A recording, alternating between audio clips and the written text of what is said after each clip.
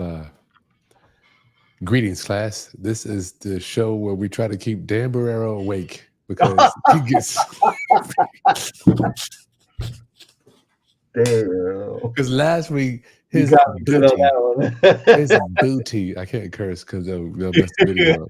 His one. booty fell asleep during the dago live, and what we try to teach y'all is real estate investing. And when he falls asleep, we gotta wake him up. So y'all.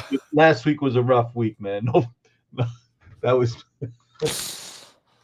last week This is was the rough. Keep Dan Barrero Awake show. So, greetings, class. What's going on? I'm Chris Haskins. I'm going to be your co pilot for today as we talk to you about real estate investing and what Dan and I are doing, and just to kind of help you. If you want to come on live, I'll put the link in the video in the chat.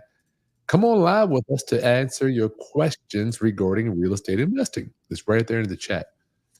Before we get started, I got to thank my man Derek Johnson. Thank you, Derek. It is an honor. I am humbled to be your servant. Thank you for being one of my members. You help me continue to come on live because this we don't make a penny on this stuff. So thank you so much for being one of our channel supporters. And anybody else that wants to support, there's a link right below. It's like two Starbucks of coffee a month just to help me with to bring people like Dan on.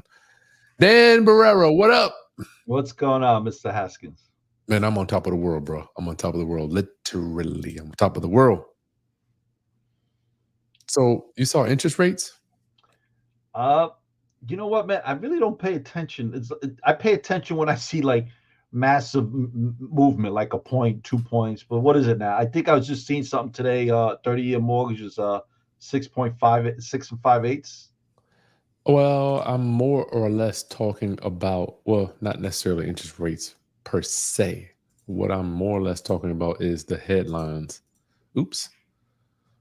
U.S. job market data bolsters pays no rate cut. No rate cut. And I just want to make sure we understand what's going on here, y'all. So I just read an article today where uh, somebody sent it to me and I kind of laughed. What did it say? That the job market, they were expecting $200,000 job increase, and they got 275,000.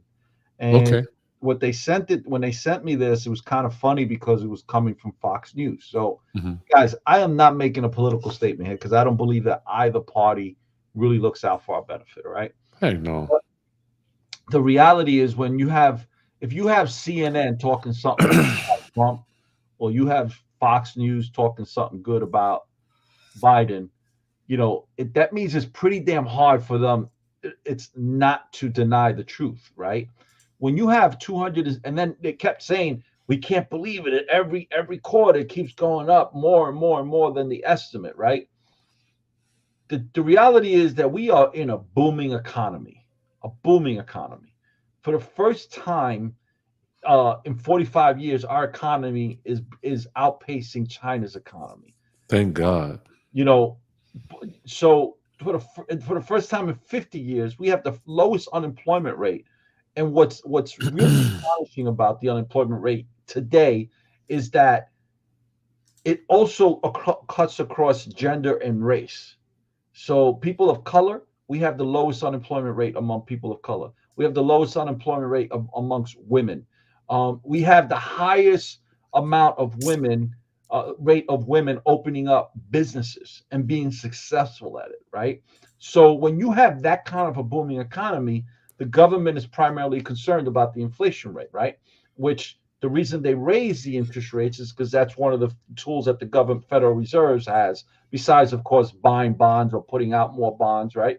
So, they have to keep the rate, and people are saying high, and Chris Haskins and I, this is just normal rates, is what we think. They're Oh, not high shit. rates, I'm right? happy. So the reality is that, they can't lower the interest rates. When they were talking about lowering interest rates, that three times this year, four times, I'm like, How? As much as well, inflation is, Dan, I'm thinking, you know how much it I'm paying? I could see it happening if Biden puts enough pressure on the Federal Reserves, because it's not politically good to get reelected if the rates are what people consider to be high, right? What I don't understand, Dan. How do we have the audacity to say that 6% is high? I mean, I don't know where is this coming from? Look, most people don't realize is, let's say you're paying 8%, right? After you deduct that 8% interest that you're paying on that property, because you get a tax benefit from that. The reality is, what are you really paying? 5 3/4, 6 1/4. Yeah, It's cheap money.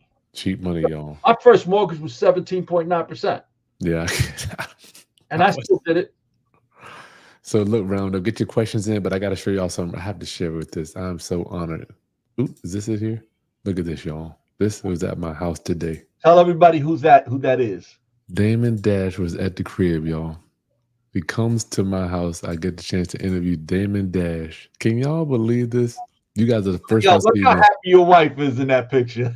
Yeah, she was. We were. Where's my? Yeah, My wife got dressed up, and can y'all believe this? She's happy, boy. Look at her. Yeah, that's Can right. I'm here. Yeah, she was ecstatic. So we got the man Dame in the building. He shows up with a security detail, y'all. How is his personality, man? I was so laid back, dog. I mean, it was just you're talking about a real boss man, and he's talking about love, and he's talking about family, and just that's one of his security guys there. I don't know what was in this little sack right here. I kept wondering, I'm like, he must have some type of weapons in here. No doubt, something that he can get real quick. He keeps that sack right there on his chest. But this is crazy, man. So what else I got? I haven't even showed the pictures yet, y'all. I just had to show that. I'm sorry, Dan. Man, tell everybody why he was there. I got an interview with Dame Dash today, y'all. Today. So it actually happened today. He came in town for another conference, and I was able to catch him while he was here. So we're just honored to be able to bring his content to the Roundup Network, and hopefully I'll be able to do some stuff with him in the future. Who knows? Yeah, And, man. I got to say, so we were talking about this on Instagram, and I don't want this to fall short on YouTube. The reality is, since I've known Chris, he's gotten two major heavy hitters to do some live interviews with him. And one of them was Patrick David, and of course, Damon Dash. So my point is, it wouldn't have happened unless. So Chris could have said, "Hey, these two guys are so big. Why would they ever talk to me?" Yeah. But he didn't do that. Chris, tell him what you did, man. I just tried it, man. I did think that they wouldn't talk to me. Both of them. I thought, why would they talk to me, right? I mean, but then I just said, I have nothing to lose, Dan. I got zero to lose. If I don't ask, that's no. And if I do ask and they say no, then it doesn't matter. So all I can say is no. Just like what, both of us, we made offers on houses. You were talking the other day. I mean, earlier, you knocked on doors to see who was out there. So I'm like, you tried, and shit it comes to life, but you gotta be willing to just try, put yourself out there. The one thing that would definitely have happened if Chris didn't try was nothing. Nothing. That's right. Nothing. See if I got one more. What did I take? He comes in the building. And what's weird, Dan? He's like one of my first guests in the podcast. I didn't tell you. I sent him a picture of my podcast studio. I think that's what closed the deal. Do you have a picture of the podcast studio? Let me see what I got. Or of him in the podcast? I think studio? I might. What is that? His assistant next to him? Yeah, I think she's in charge of the social media stuff. That's a security detail. One guy on the phone with another guy. My dog is trying to. Let me see. I guess I didn't get the. Oh, yeah, that's the best I got there. Wide shot. That's my camera guy there. So he still loves the bookshelf.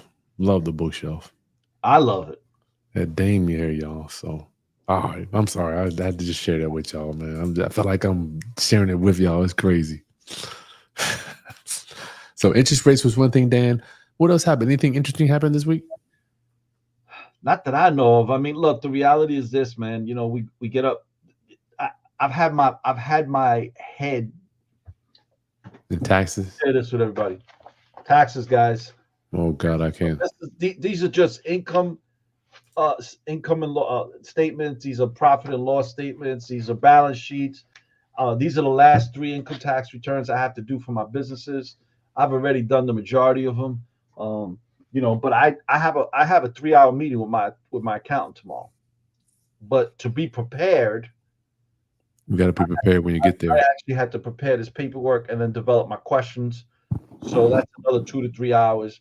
And today was Sunday, and I'm not gonna lie to you, I got a little lazy today. I went to brunch with my family and spent time. But think about it, I still put in 3 hours. Damn. I'll put in another 3 hours tonight after this live. Good Lord. Because I want to make sure I'm prepared for the rest of the week. But I'll give you a quick story, Chris. So I have this property in Brooklyn, New York that I actually put on the market at a ridiculous number. I didn't think I was going to get it, and it's been on the market about 5 months. And someone just gave me my offer. So what is it worth, and what were you asking? I don't think I wouldn't pay more than 1 million for it. Maybe the most 1,050,000. I'm getting about 1.25. So 200,000 more. What is the appraisal value going to be? It's not going to get appraised because it's a cash deal. And if it did appraise out, it probably would not appraise out at more than 1 million. Damn. So basically, I want y'all to understand that this is so important. Dan would not even buy the real estate that he's selling, right? No. And Dan's been doing this longer than me. This is a huge point. Explain this. Explain that, Dan. So they're buying the value because at the cap rate, it's about a negative 3% cap rate. Oh my Lord, that is embarrassing. Right, but what they're buying is the assumed cap appreciation of the property over the next 10 years, 10 to 15 years. What makes this? It's in Brooklyn, New York, and the numbers are just ridiculous. And yeah, exactly. And, but they're also buying. Let's stay there for a minute. People kill me with this. It's in this city. It's this. What does that got to do with me and my money and my offer? Again, to me and you, that's the way we think. I'm like, you crazy as hell. Exactly. But they're giving me the number. I don't really know what their strategy is, but I got to be honest with you. I was a little concerned when they gave me my number. So I was like, hold on a second. Is there something here happening I'm not aware about? Mm-hmm. So I get on the phone with the community board director. Anybody pulling any permits here or any rezoning in the area that I'm not aware of? No, Dan, you think something's coming in? Yeah, I'm like, I called my architect and my expediter. I says, listen, when you're at the buildings department, are you hearing anything that's happening down on Park Avenue area? Dave and Buster's or some major type of development coming? Like, nah, we would have heard something if something major was coming in. We, everybody at the buildings department, we talk to each other, especially the expediters, right? Call the councilman person. Hey, I own such and such. Is anything happening down that I don't need? No, Mr. Borrero. So I was like, all right, I'll do the deal. So my realtor calls me up. He says, listen, you have some violations on this property. I said, what do you mean I got violations on property? He says, yeah, you got 3 open violations. I said, since when? He says, since 2009. So I said to him, you sure about that? And I pull him up. So on Friday, I actually get a hold of somebody in the buildings department. He says, well, yeah, you cleared those violations in 2001, but we had an examiner come in 2009 and they reissued them because we want more clarification. Oh my goodness.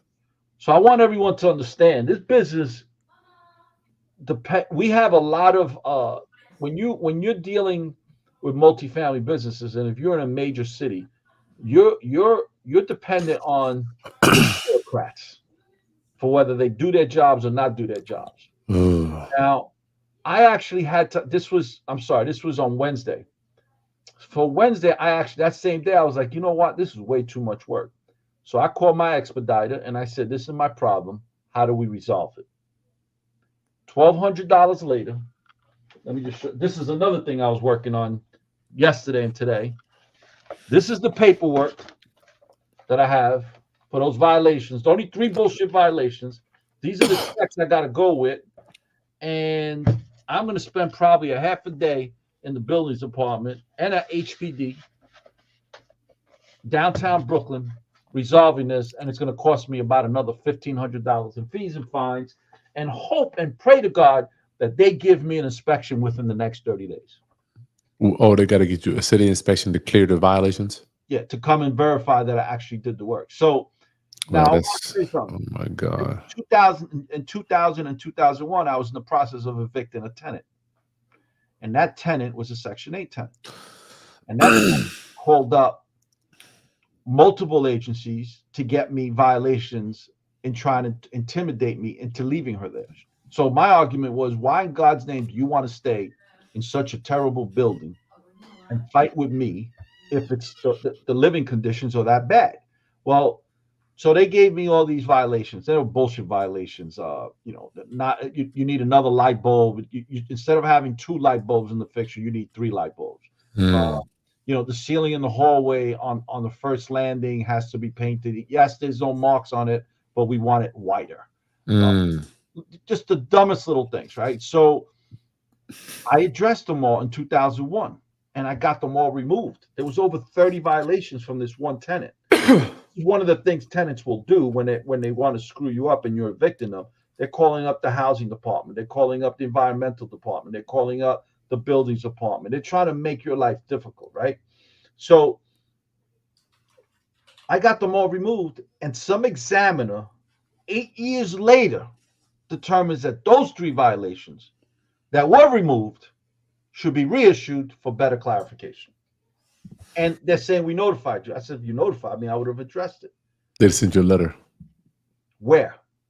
Oh, Yeah, we don't know. They probably don't even have record of it. no. So, Basically, you have to satisfy this.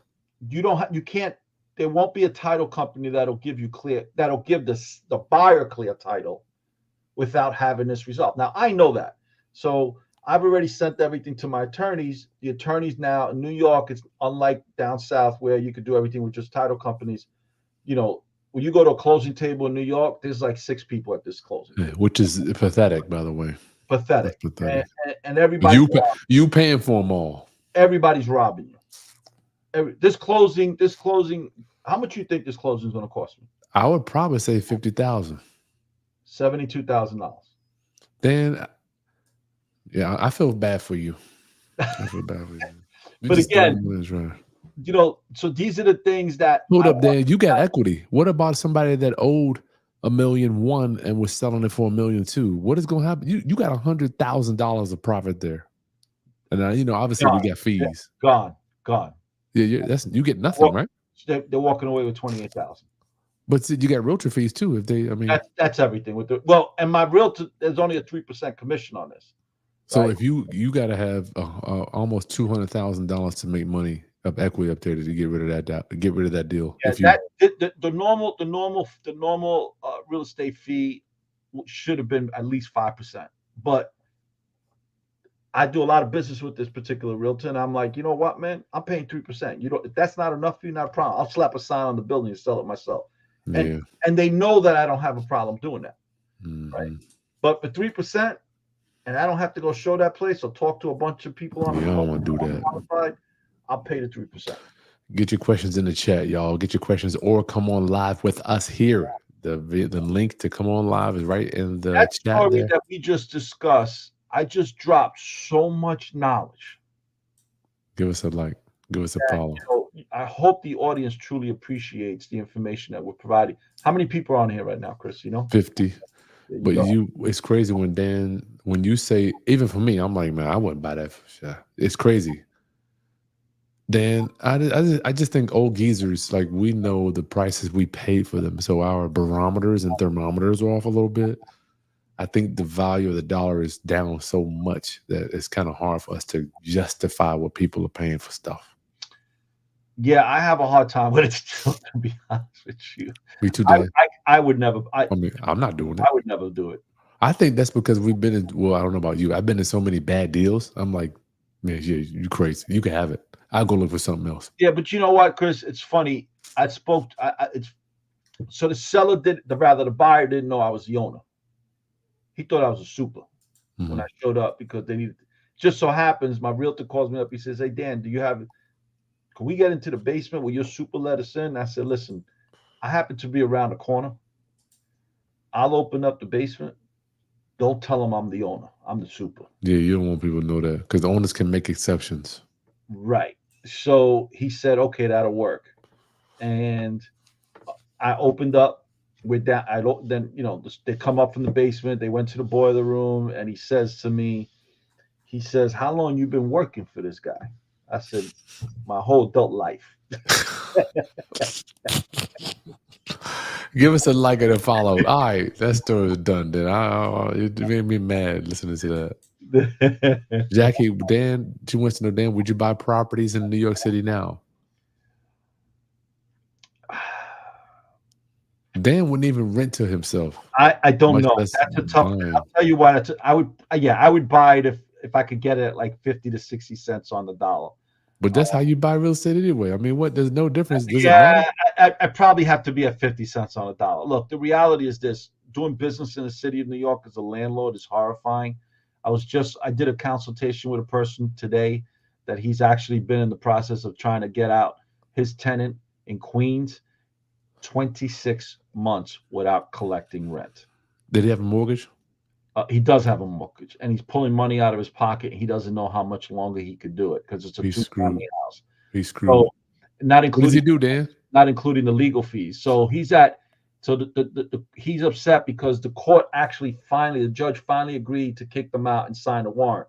It took the court 8 weeks to sign a warrant, right? So now they signed the warrant, and he goes to the marshal, and the marshal says it's going to be another 3 to 4 weeks because he doesn't have time to do it, right? So he went to a different marshal, and he got the same exact thing. So let's stay here for a minute, Dan. Let's stay for a minute. Even I think people need to understand this. Even when the judge gives you possession of your own property, you still might be 60 to 90, 120 days up there, Dan. I don't know. And that's assuming they don't go back to court and fight it. Because this happens to me a lot, and say, "Hey, listen, I live with my mother. My mother's sick. She can't move tomorrow," and get a stay. Now the marshal tells you, "Hey, we got to stay. We can't evict tomorrow morning." I said, "What do you mean?" So now I call my attorney. My attorney says, "Yeah, I just got the notice from the courts. We got to go back to court in 2 weeks, maybe 3 weeks, if you're lucky." Yeah. Right. So the system in the city of New York is so against landlords that I don't know if I would do it even at 50 cents on the dollar. Would they say y'all made enough money, Dan? So I think it's different. I think what's happening is the reality is there's a whole lot more tenants than there are owners, and so the politicians are gonna get reelected. They want to get reelected. They got to comply with what the tenants want, right? That's true. So, I think that I personally think because the laws that they keep coming out with make absolutely no sense. But there is somebody just sent me the article 2 days ago. I haven't read it yet. That basically says there's this one guy who's now suing the city of New York housing court for infringing on his rights to profit from his properties because he's got so many tenants that haven't paid rent since right before COVID and during COVID. And he still hasn't been able to get them out. Andrew K says, so the takeaway for this story is to not buy properties in Brooklyn or not to rent to Section 8. Well, I haven't kicked out a Section 8 tenant in like 20 years. Yeah, I don't know why you I don't have a problem not renting a Section. I don't have a problem renting to Section 8. Me neither. Because those people go through the same exact vetting process as anyone else, right? Mm-hmm. I'm looking for more of course, I want to make sure that people could afford to pay it, that they have good credit, or they're not sexual offenders. I don't want that, right? But I'm also looking for a personality trait. If you're a drama queen or a person who creates drama instead of trying to figure out a resolution, I don't want you. I don't care how good your credit is or how high your income is or if you're Section 8 or not. I'm looking for people that when things happen, because things are going to happen that are beyond my control, even like an act of God, let me in and fix it. Don't fight with me. Don't restrain me. Don't say, "Oh, you got to come in on Saturday at 3:00, or you could only do the repair on Sunday." Yeah, that ain't happening. Then to live with what the problem is. I'm looking for problem resolution people, personality types. Yes. I mean, I always ask them, "Look, are you a hard ass? You sound like you're gonna be a hard ass," and I just don't want to deal with it. Yeah. If you just be friendly, but not a friend to your applicants and your tenants, you'll be fine. Yeah, they're not my friends. And make sure you You better The be clear with that. parameters of my relationship with my tenants are within the four corners of our lease. That's the parameters of our relationship. So we got get your questions in quickly. Robert, would you take the bank to court over the house because most houses have broken chain of title? This means you can take the home via trust. I've never done that. Have I don't you? know. Yeah, No, I don't know. I'm not sure what he's really asking, but Me from what neither. I think he's asking, I've never done it. Hit that like button. Give Daniel Borrero a follow. We got one more question. Let's see. Why is this thing going like that? Derek. Andrew K. I know successful landlords that rent to Section 8. He doesn't because he's went through the process. I haven't went through the process. Okay, cool. So round up, give us a follow. It is 50 people on here. It has been an honor talking to you. Anything else you want to leave with them, Dan? No, listen, everybody, DanielBurrowJr.com. I have my YouTube channel on there, Instagram. Please follow Chris Haskins and I. We do this every single Sunday night. Chris, man, I gotta congratulate you on that interview with Damon Dash, man. And I don't think I'm gonna give you your flowers again, man. I don't think people truly understand. Chris Haskins gets those interviews because Chris Haskins doesn't believe that people are going to say no. He understands they might say no, but he's going in there, right, Chris? But what if they say yes? They might. They might say the whole time. I'm like, all I can do is ask. Dame Dad. I mean, I was like, it was a huge fish. Yeah. Might say yeah. It might say yeah, Dan. What had like and that's the mentality I think a lot of successful business people have. It doesn't matter if they're selling clothes, cars, Real estate, whatever that is, is yeah, but what if I did this? What if that happens? What if this happens? So instead of thinking, what if I lose my money? How do you think about you got to change that perspective and say, what if I make more money? What if I make more money, right? Yeah. It was crazy, Dan, because I gotta tell you, man, I'm looking at your wife's face. It's like, look how happy she is. You looking too happy here. I'm in the room. You looking too happy. The man designs his own shirt. His own clothing. He's got his own jewelry. He's got his own shoes, pants, sunglasses, Dan. He's like, I can't wear nothing from nobody. And I agree with him, man. Chris, let me ask you, have you ever bought a jersey with another man's name on your back? I never. Maybe when I was in high school. I used to like Bo Jackson and Michael Jordan. That was back in high school. That was the last time. Bo Jackson, he was the man. Yo, that Bo was the man, dog. What was the commercial? Be like Bo. Be like Bo. Yeah. Bo knows. Bo knows. Bo knows this and Bo knows that. Bo don't know diddly. Yo, he was the most humble athlete you probably ever want to meet. Yeah, he's a monster. But he's a monster. My point is, when I go to these I never went to a professional football game until it was about maybe 3 years ago. It was like 75 degrees out. It was a Sunday. The Jets were playing in the Meadowlands. I was like, damn, let me see how much these tickets are. And I got like last minute 50-yard line field tickets for like $75 a piece. Holy cow. I ran downstairs. I said, who wants to go to a football game? And my two sons said, I'll go. And I said, okay, so let's go. I ran back up and I bought the three tickets. So now we're walking to the parking lot, and all these men are wearing these jerseys with another man's back on them. So I walk into the store. I'm saying, how much are these jerseys? $119, $120. Wow. And I'm like, so let me see if I got this shit right. That's $10 for me. Yeah, I'm like, let me see if I understand this. I'm thinking to myself. So you people walk in here, spend $120 on a jersey to advertise another man's team and wear another man's name on their back. Yep. Like, that shit'll never happen in my life. No, I'm done with that. I'm done with that. I wear any names on my back, it's my name. It's gonna be Haskins. Yeah, me too. All right, listen. I ain't advertising another man's business unless you paying me to advertise. You paying me? Yeah, you. What my check at? Listen, y'all give us a follow tomorrow at 3:00. We've got my friend. You got a question there? Oh, was it a question? Dan, no, somebody said she missed your Jersey City date. I don't know what that was. Well, tomorrow. I will be speaking next Saturday in Jersey City. at the Radisson Inn in Marriott, New Jersey. Radisson Inn, I'm sorry, Resident Inn by Marriott in Jersey City from 2 to 4 on Saturday. You gotta send me that. I can send it out for you. Yep. Well, we got my friend tomorrow, 3 o'clock. How to get started in mobile homes. My friend Stephanie, y'all. She's been dealing with an ill family member for the last 2 years, so she's finally got that taken care of. She's coming back to teach us this mobile home stuff.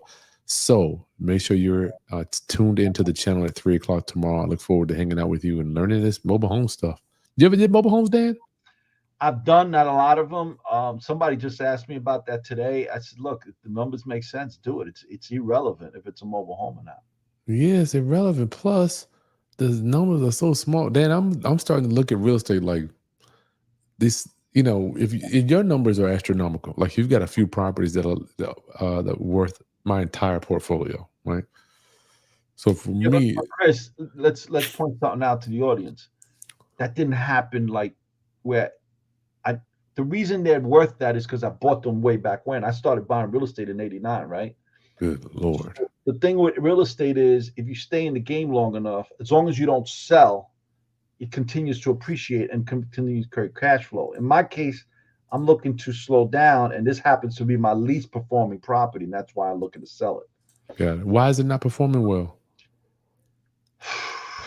It's just been a dog the last 5 years. That From the repairs? the repairs, the building is fully. I renovated that property in 91.